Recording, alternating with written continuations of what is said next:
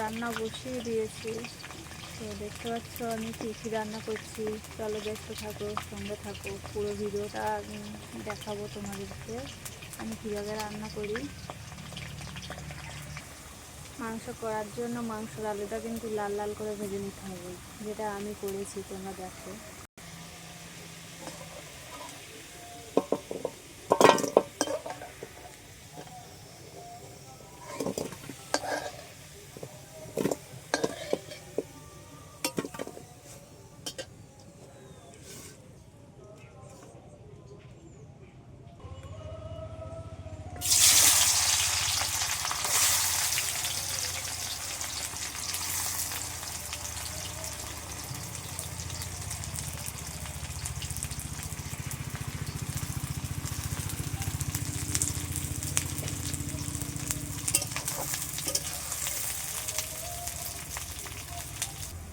মাংসতে আমি গোটা রসুন খেতে ভালোবাসি, ওই জন্য এই রসুনটা এখন দিয়ে দেবো।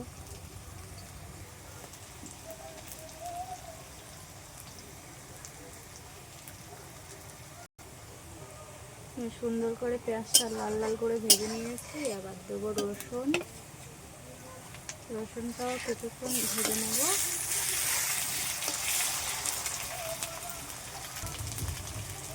তো জিরে মরিচ আদা বাটা,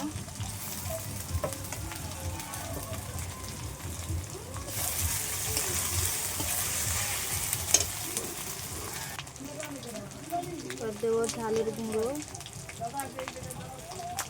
1 চামচ ঝালের গুঁড়ো দিলাম, 1 চামচ হলুদের গুঁড়ো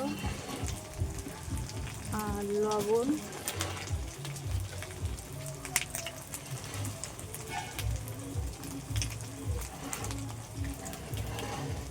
মাংসর মশলাটা আমার তৈরি হয়ে গেছে, পুরো লাল লাল করে ভেজে নিয়েছি। এবার দেবো মাংস।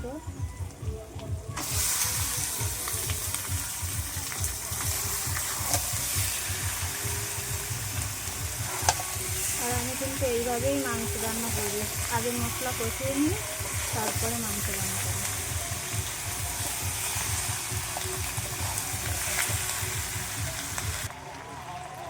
মাংসটা আমার কষাই করা হয়ে গেছে, এবার ভেজে রাখা আলুগুলো দিয়ে দেবো। আলুগুলো লাস্টে দিলে ঘাঁটে না, এই জন্য লাস্টেই দিয়েছি।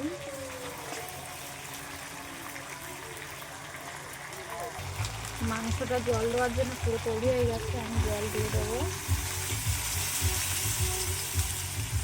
বেশি জল দেবো না।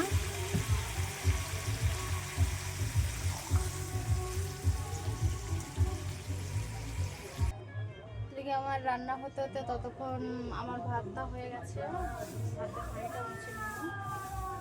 আর আমার মেয়ের খিদে লেগে গেছে, শুধু দাও দাও দাও দাও করতে।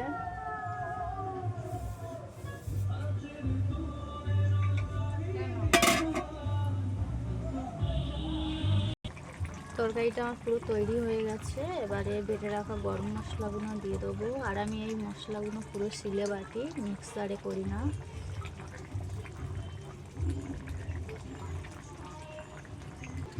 তরকারি হয়ে গেছে, এবার লাগাবো। আচ্ছা, এই হচ্ছে আমার রান্না করার জায়গা, আমি এখানে রান্না করি।